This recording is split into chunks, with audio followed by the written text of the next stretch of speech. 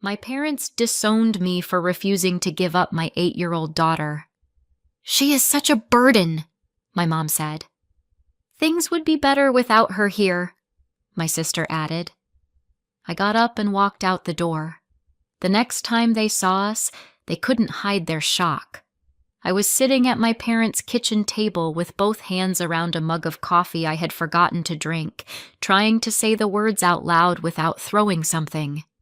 My ex-husband Brian had just told me he planned to take our daughter Cora, who was 8, out of state with the woman he cheated on me with, and I had come there still shaking from the conversation because I thought outrage would be automatic. "He thinks he can just take her from me," I said. "Like she's a duffel bag he can load into his car." My mother stood by the sink drying the same plate twice. My father sat at the head of the table with the local news murmuring from the den. My sister Erica was leaning against the counter, arms crossed, watching me the way people watch a mess they don't want on their floor. Cora was in the next room with a sketch pad and her headphones, drawing robots with tiny square hands. I remember that detail because everything that came after split the night cleanly in two. I walked into that kitchen expecting backup, not a verdict. Then my mother set the plate down. My mother didn't come sit beside me. She didn't ask what Brian had said exactly, or whether Cora had heard any of it, or whether I had eaten. She pulled out a chair across from me, folded the dish towel into a neat square, and said, "Elena, calm down." I stared at her because that was the tone she used when I overcooked pasta as a teenager. Not when a man who skipped therapy appointments and grocery store meltdowns suddenly wanted full custody. "I am calm," I said, even though my voice came out hard. "I'm telling you, he thinks he can take my child." My mother's face barely moved. "If her father wants her," she said, "let him have her." The room did not explode. That was the worst part. My father looked down at the table, rubbed one thumb along the rim of his glass, and said nothing at all. Erica's eyebrows lifted for half a second, but she didn't challenge it either. The refrigerator hummed. A cabinet door clicked shut. I kept waiting for one person to laugh and say my mother had lost her mind. No one did. My father's silence sat there like a second voice. That was the first crack. I pushed my chair back so fast it scraped the tile and made my mother flinch, which was the first sign she understood I had heard her correctly. "No," I said. "Absolutely not." My voice was low now, and that made all three of them look at me. "She is my daughter. I'm not handing her over because Brian suddenly wants to play father with an audience." My mother inhaled through her nose the way she did when she thought I was being dramatic on purpose. My father reached for the remote and muted the television, finally deciding this was worth full attention. Erica uncrossed her arms and came to the table, not to stand behind me, but to sit next to my mother like they were already on the same side. "You need to think practically," my mother said. "Practically," I repeated. "About my child?" She gave a small shrug that felt uglier than a shout. "About your whole life." I could hear the dull scratch of Cora's marker in the other room. She was still close. She was still inside earshot. I should have lowered my voice then, but I was still trying to understand how I had ended up defending my daughter against my own family. I was already arguing with the wrong people. Erica leaned forward first, elbows on the table, like she had been waiting all night for permission to say something ugly and call it honesty. "She takes too much," she said. "Your time, your money, your energy. Everything in your life is about managing one crisis after another." I turned to her so sharply my neck hurt. "She is 8, I said. "She needs support, not a performance review." Erica rolled one shoulder. "I'm not being cruel. I'm being real." My mother nodded like that settled it. "You've put your whole life on hold," she said. "For years." Then my father, who had barely opened his mouth, gave one quiet nod in agreement. That nod hit harder than Erica's words. If he had snapped at me, I could have fought him. If he had stood up and said something blunt, I could have answered it. But that small, tidy motion told me this had already been discussed somewhere without me. "Brian has a job," Erica said. "Maybe he can give her more stability." I laughed once, short and sharp. Brian disappears when the checkout scanner beeps too loud. No one argued with that. They just looked annoyed that I had made their point less convenient. That was when I understood they meant every word. The fight turned cruel so quickly it almost felt rehearsed. My mother looked past me toward the doorway and said, in the same tone she used to complain about broken appliances, "She is such a burden." For one second, I honestly thought I had misheard her because there was no safe way to understand a grandmother saying that about a child. Then Erica added, "Things would be better without her in your life." She didn't whisper it. She didn't soften it. She said it flat, like she was discussing a cluttered room. I stood up. My chair tipped over behind me and hit the floor. "Do not talk about my daughter like that." My mother rose too, not angry, not ashamed, just cold. "Then hear me clearly," she said. "If you decide to keep her, then don't call me your mother." My father stayed seated. He looked at the fallen chair, then at the table, then at his own hands. He still didn't speak. A child's drawing pencil rolled somewhere in the next room and stopped. The whole kitchen changed shape in that second. It was no longer a place where I had grown up. It was a room full of people trying to make me choose convenience over my child. And then the hallway went quiet. I knew before I turned around that Cora had heard enough. She was standing just outside the kitchen entrance with her headphones hanging around her neck, one hand gripping her sketch pad hard enough to bend it. Her face wasn't loud. That would have been easier. She looked stunned, like the floor had opened under her and she was still waiting to land. "Cora," I said, and the minute I moved toward her, she backed away. Then she turned and ran down the hallway to the guest room where we had been staying. I followed her and found her on the floor between the bed and the wall with her knees pulled to her chest, trying so hard not to make noise that it hurt to look at her. "Hey," I said softly, dropping beside her. "Baby, look at me." She kept staring at the carpet. After a long second, she whispered, "Grandma doesn't want me here." I put my hand over hers and felt her shaking. "Listen to me," I said. "You did nothing wrong. Not one thing." She swallowed hard.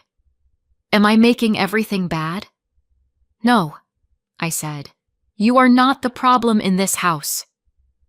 She leaned into me then, tight and trembling. That was the moment I stopped arguing. I didn't go back to the kitchen to negotiate, and I didn't wait for anyone to knock on the guest room door and fix what they had said. I pulled out 2 overnight bags and packed fast. Cora's soft pajamas, her headphones, tablet charger, stuffed fox, gray blanket, and every sensory tool I could find in the drawer by the bed. Cora sat on the mattress while I moved around the room with the kind of focus that shows up after panic burns off. My mother did come to the doorway once. "Elena, don't be dramatic," she said. I zipped a bag and kept moving. Erica passed behind her and muttered, "This is exactly what we mean." My father stood farther back in the hall with one hand on the wall, looking like a man observing weather. "You had control," I told him without raising my voice. "You used it by saying nothing." Then I took Cora's hand, picked up the bags, and walked her through the house I had grown up in without stopping for photos or goodbyes. The porch light clicked on above us as I opened the door. Cora looked up at me and asked, "Are we coming back?" I tightened my grip on her hand and led her to the car. That was the moment I chose her out loud.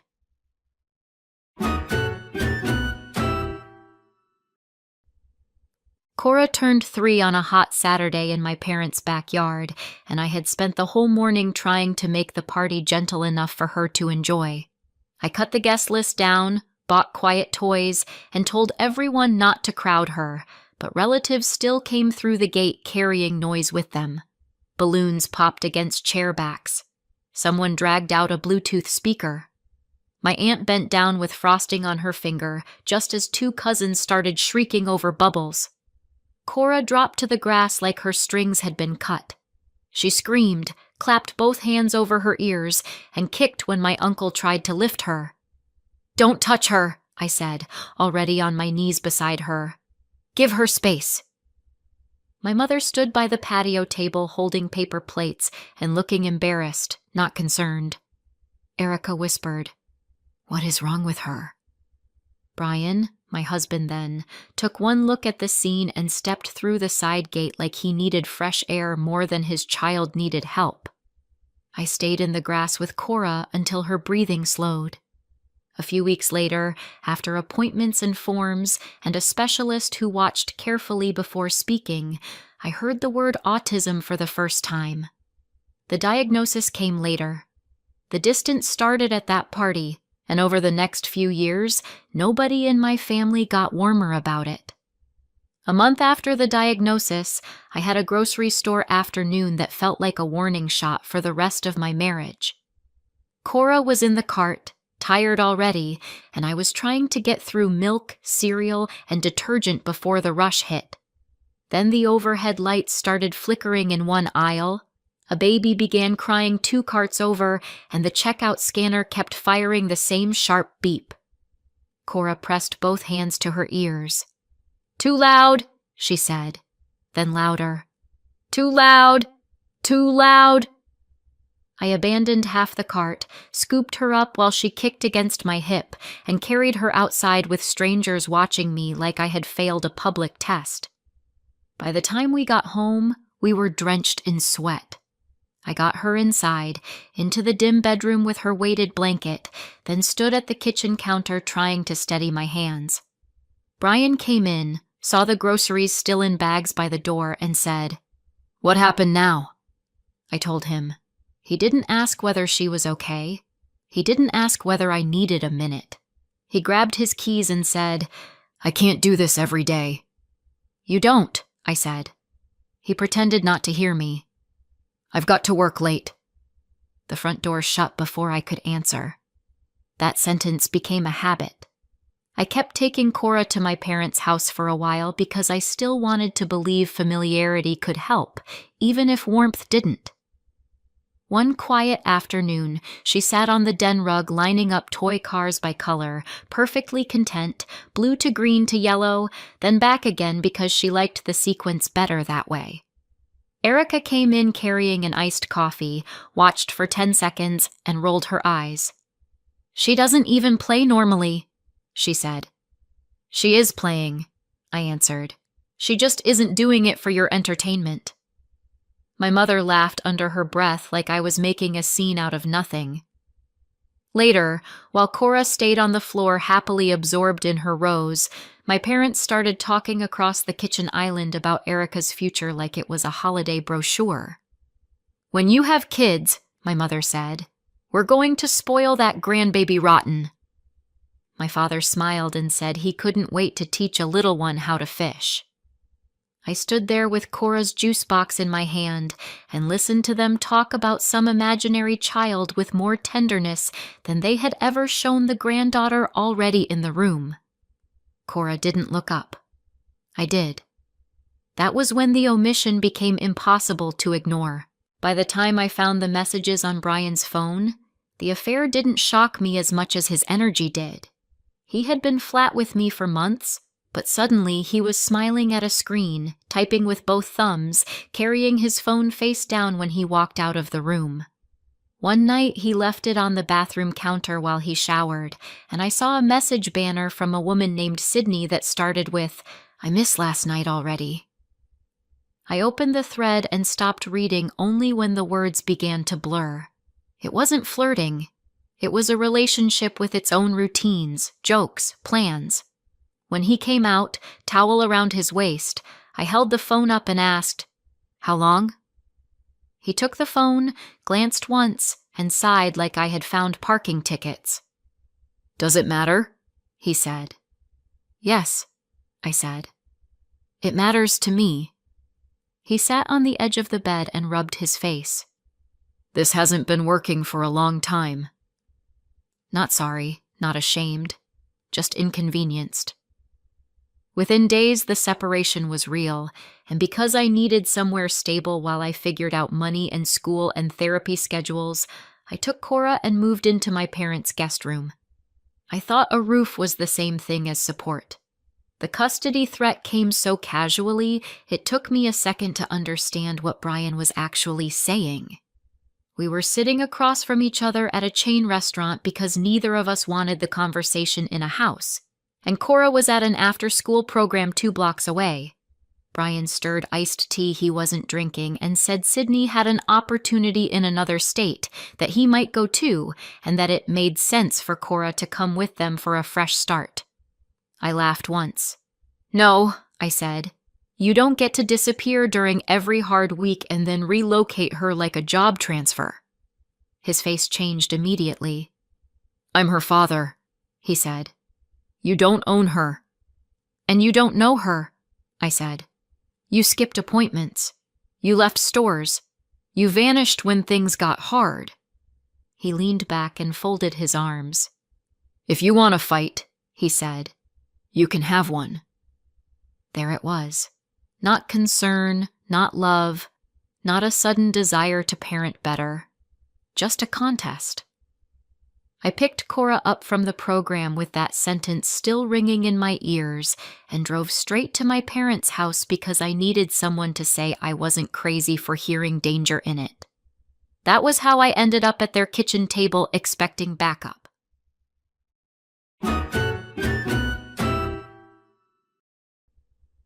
The hotel room smelled like industrial cleaner and old air conditioning, and Cora knew it wasn't home the second we opened the door. She stopped in the entryway with her backpack still on and looked at the carpet. The 2 stiff beds, the yellow light, the humming wall unit, and the hallway glow under the door. "No," she said quietly. "No, no, no." I set the bags down and went straight into motion because there wasn't room for me to fall apart too. I turned the air conditioner off, rolled towels against the gap under the door, and put her gray blanket on one bed. I lined up her headphones, stuffed fox, toothbrush, and tablet on the nightstand and asked, "Can you help me make the safe corner?" She was breathing too fast to answer, but she nodded. We dragged the desk chair into the corner, tucked her blanket over it like a little roof, and sat beneath it with the lamp off. "When are we going home?" she asked for the first time. Then again, and again. I told her the truth I could manage. "We're going somewhere new, and I'm with you." She leaned against my shoulder sometime after midnight and finally unclenched. Broken or not, I was still home. Within 4 days, I found a small rental apartment in a tired brick building with a narrow staircase and a landlord who cared more about rent than anyone's story. The place had a tiny kitchen, a living room just big enough for a second-hand couch, and a little bedroom at the end of the hall that I turned into Cora's space before I unpacked most of my own things. I used soft bulbs instead of the overhead light, labeled clear bins for socks and art supplies and sensory toys, taped a picture schedule beside her door, and put her favorite blankets in exact layers because order calmed her faster than speeches. When she walked in after school and saw everything arranged, she touched the labels with 2 fingers and said, "You made it make sense." That night my mother texted, not to ask where we were or whether Cora had settled, but to say, "Let me know when you're getting the rest of your things. We are not a storage unit." I read it twice, set the phone face down, and went back to screwing together a wobbly thrift store bookshelf. Brian sent 2 hard emails about custody that same week, then missed a scheduled call with Cora's therapist and went quiet. My mother's message sat unanswered. Some silences explain themselves. Christmas came with no invitation, no phone call, and no last-minute excuse dressed up as logistics.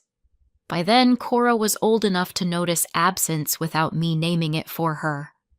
A week before the holiday, she stood at our apartment window watching the mail truck and asked, "Are we going to Grandma's house this year?" I didn't lie. "No," I said. She looked down, thought for a second, and asked, "Can we stay home?" So we made a plan. I bought matching pajamas from a clearance rack, cut frozen pizza into star shapes with kitchen scissors, and put a tiny artificial tree on the windowsill because floor space was tight. Cora spent an hour arranging the lights by color before she let me plug them in. On Christmas morning, I gave her one present that mattered: a beginner robotics kit with little snap circuits and a booklet full of projects. She opened the box, sat cross-legged on the rug, and disappeared into it for the rest of the day except to ask for batteries and a grilled cheese sandwich. I watched her concentration settle over the room. Outside our apartment, my family told people I had pulled away. Inside it, I was building a holiday no one could cancel. We were making our own traditions from scratch. By the time Cora was 14, the apartment looked different, but the rhythm inside it was the same. Clear surfaces, labeled drawers, routines taped where they needed to be, and room for her mind to work. One evening, she came home from school carrying a half-built engineering model from a district showcase project Mr. Alvarez's seniors were preparing to display. She set the board on our kitchen table, frowned once, and said, "Their wiring diagram is wrong." I looked over and saw colored wires and plastic housing that meant nothing to me. "Wrong how?" I asked. She pointed to one section. "If the sensor triggers here, the whole thing stalls. They designed it to fail." She emailed her teacher, Mr. Alvarez, who replied 3 minutes later, "Can you show me tomorrow?"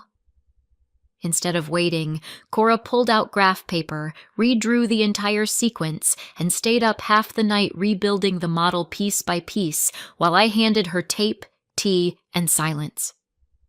Next afternoon, Mr. Alvarez called me from the school workshop. "Your daughter just fixed a problem my seniors on the showcase team missed," he said. "She doesn't think like everyone else, and that's her strength." Cora came home carrying the repaired project and a shy, stunned expression I wanted to frame. They had spent years measuring what she found difficult. I was watching what she could build. The scholarship email came one evening when the sink was full of dishes and I was chopping onions for soup. Cora, 18 by then and taller than me, was at the kitchen table with her laptop open and 3 college portals bookmarked in a row because she liked checking things in the same order. Then she went still. Not excited. Still. Blank still. She stood up, turned the laptop toward me, and said, "Read this." I wiped my hands on a dish towel and leaned over the screen. It was an acceptance letter to an elite engineering and innovation program, full scholarship, housing included, research grant attached. I read the first paragraph twice because my eyes kept filling. "Cora," I said. She grabbed the edge of the table. "Is it real?" "It's real." She sat down hard in the chair and covered her mouth with both hands. I kept reading the details out loud because hearing a thing in a room makes it settle into the walls. When I got to the line about her exceptional design thinking and commitment to accessible technology, I laughed and cried at the same time. Cora looked at me over her fingers and said, very quietly, "They want me there." "Of course they do," I said. In that kitchen, after everything, someone had finally answered her exactly right. The company started as a university project, then refused to stay that small. Cora designed a sensory-friendly assistive device that helped neurodivergent kids manage overstimulation without drawing attention to themselves, and one of her professors pulled her aside after a presentation and said, Do not let somebody else commercialize this before you understand what you built. She spent 2 years refining it, testing it, listening to families, and learning how to sit in rooms full of investors who kept mistaking quiet for uncertainty until she opened a prototype case and made them pay attention. Then one afternoon, back in that same apartment kitchen where we had opened the scholarship email, her phone rang from an unknown number. She answered, listened, and stopped moving entirely. I was wiping down the counter and knew better than to interrupt. When she finally lowered the phone, she looked almost annoyed by how stunned she was. "They're in," she said. "National rollout. Final paperwork next week." "Who is in?" I asked. She gave a short, disbelieving laugh. "The partner. The big one." I sat down because my knees had gone unreliable. She stayed standing in the middle of our little kitchen, phone still in one hand, as years of work turned into something the rest of the country would see. A month later, an embossed invitation arrived in our mailbox, an industry gala where Cora would be honored for the device that had just been picked up for national rollout.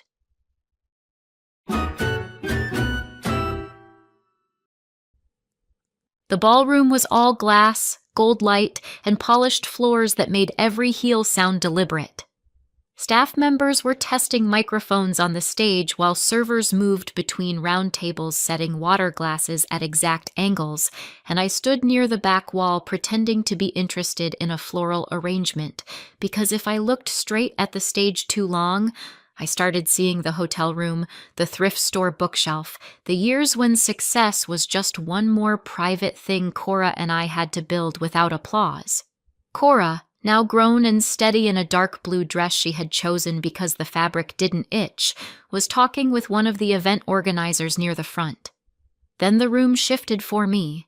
My parents had just walked in. I never found out who gave them the event details, but whatever guest screening the gala had, it wasn't strict enough to keep them out. Erica was with them, dressed in cream satin and confidence, scanning the tables until she spotted Cora. My mother's face arranged itself instantly into the kind of emotional smile people practice in mirrors. My father, who once sat through the worst words of my life without opening his mouth, was suddenly standing tall beside her like a man prepared to receive congratulations. None of them looked hesitant. None of them looked like people entering a room they had no right to be in. They looked eager. They had come dressed for ownership.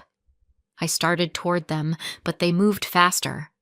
My mother reached Cora first and touched her arm like she had earned the right. "Look at you," she said softly. "We always knew you were meant for great things." Erica stepped in beside her with a bright smile already turned outward for the benefit of nearby guests. "Families should be together for moments like this," she said. My father hovered just behind them, nodding at people who glanced over, as if he expected to be included in introductions. Cora stood very still, which to anyone who didn't know her looked composed. I knew better. It meant she was taking inventory. My mother went on without waiting. "We're just so proud," she said, louder now. "She's overcome so much." Erica laughed lightly and added, "Our girl has always been brilliant." I felt cold all over. Not because they were lying in public, but because they were doing it with confidence, with the easy entitlement of people who believed success erased history. A reporter with a badge around her neck turned slightly toward them. An event volunteer smiled, assuming this was a reunion worth witnessing. My mother leaned in as if she might kiss Cora's cheek. I stepped between them before she could. They weren't here to apologize. They were here to attach themselves. "Leave," I said. I didn't raise my voice, and that seemed to irritate my mother more than if I had made a scene. "Elena," she said, dropping into a confidential tone. "Enough time has passed." "Not for this," I answered. Erica folded her arms and gave me the same look she used to wear in my parents' kitchen whenever compassion seemed inconvenient. "You are still doing this?" she asked. "Tonight of all nights?" I looked at her.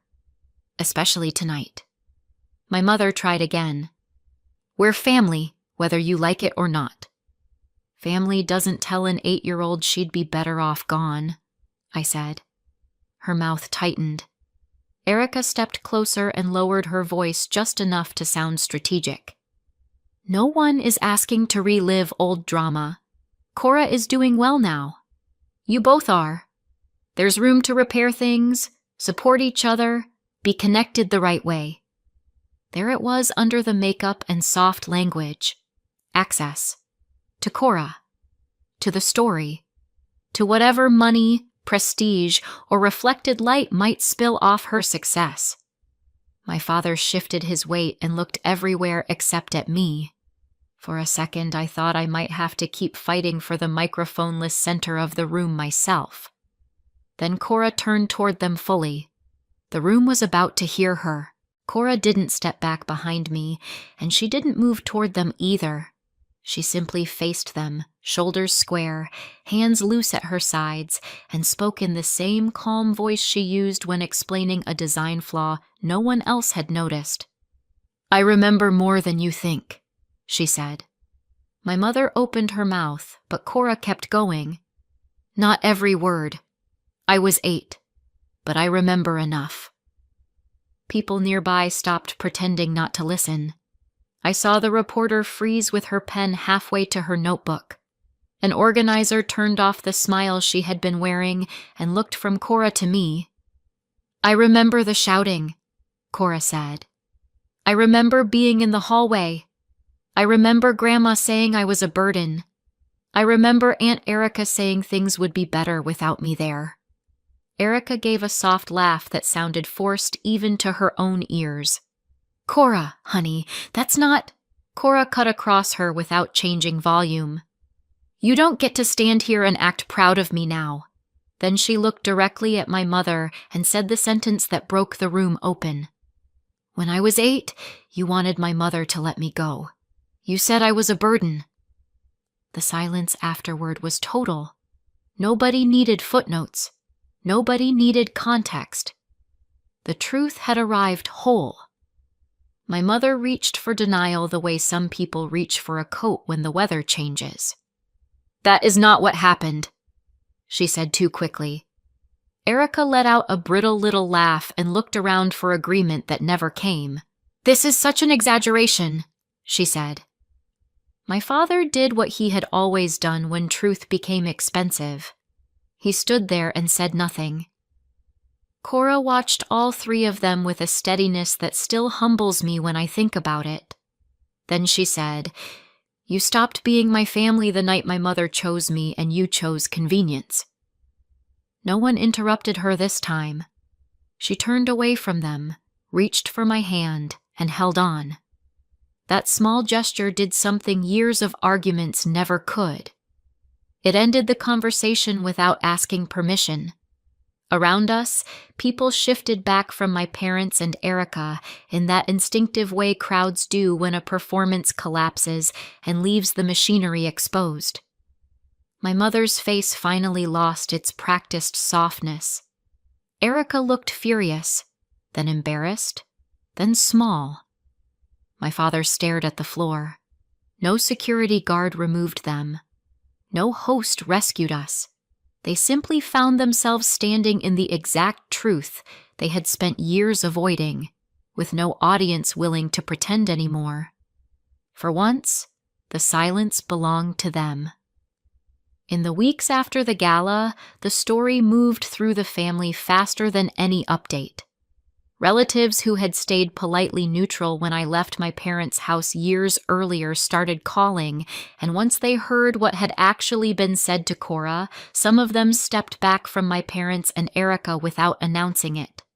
A cousin stopped inviting them to host things. An aunt who defended both sides suddenly found clarity. My parents hated losing social ground, but that was never the loss that mattered most to me. The real consequence was simpler. Cora didn't want contact.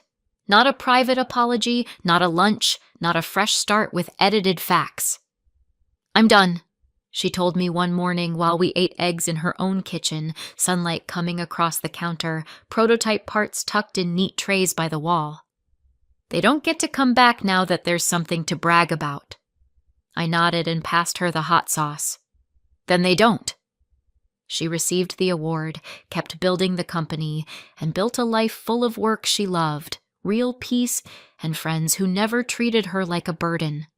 So tell me, did Cora do the right thing by refusing contact, or would you have given them another chance? Let me know in the comments and subscribe for more.